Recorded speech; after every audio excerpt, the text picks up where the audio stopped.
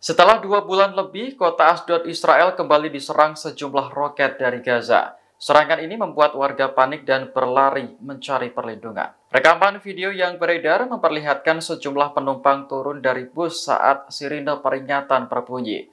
Mereka langsung berlindung di bawah pohon sambil menundukkan kepala. Pasukan pertahanan Israel mengatakan 8 roket diluncurkan ke Ashdod pada Senin 25 Maret 2024.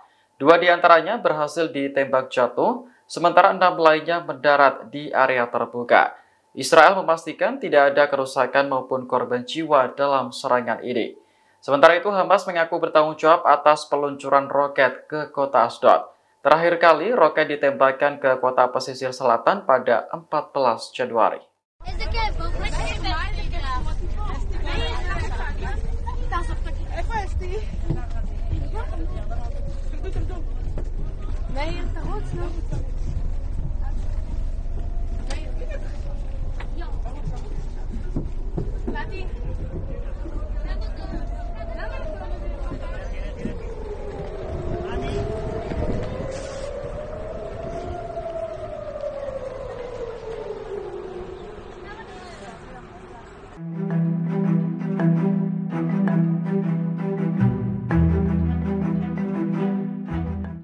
Mantan Perdana Menteri Israel Ehud Olmert mendesak Benjamin Netanyahu mundur dari jabatannya.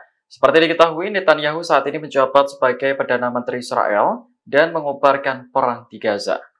Dalam wawancara bersama Al Arabiya, Olmert menilai Netanyahu tidak pantas menjadi pemimpin Israel, sebab Netanyahu sering membuat kesalahan yang merugikan banyak pihak.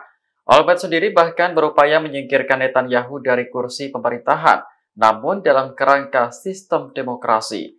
Diketahui Netanyahu telah menghadapi pengawasan ketat sejak serangan Hamas ke Israel pada 7 Oktober 2023. Ia terus dikritik karena dianggap gagal membebaskan seluruh sandera yang ditahan di Gaza. Inilah yang menjadi salah satu alasan mengapa Netanyahu didesak segera mundur. Olmert yang menjabat sebagai Perdana Menteri dari tahun 2006 hingga 2009 juga menyatakan tidak suka dengan Netanyahu. Ia berharap Israel akan mendukung pembentukan negara Palestina.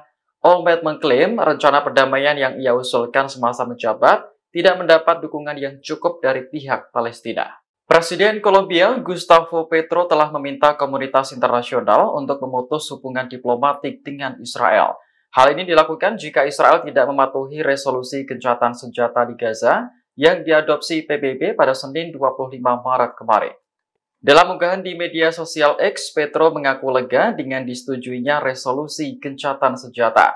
Pasalnya, selama ini resolusi tersebut selalu diveto oleh anggota tetap Dewan Keamanan PBB. Petro pun berharap agar Israel mematuhi resolusi gencatan senjata di Gaza tersebut. Jika tidak, maka ia meminta seluruh negara untuk memutus hubungan diplomatik dengan Zionis. Ini bukanlah pernyataan pertama Petro yang menentang pemerintah Israel atas serangannya di Gaza. Ia berulang kali menuduh pemerintahan Netanyahu melakukan genosida dan membandingkannya dengan rezim Nazi. Petro pun memutuskan untuk menangguhkan pembelian senjata dari Kolombia ke negara tersebut. Sementara itu, Israel memberikan sinyal penolakan atas resolusi gencatan senjata di Gaza. Menteri Pertahanan Israel, Yoav Gallant, menyebut keputusan PBB memalukan. Ia menegaskan bahwa Israel tidak memiliki niat untuk menghentikan perang di Gaza. Download Tribun X sekarang, menghadirkan lokal menjadi Indonesia.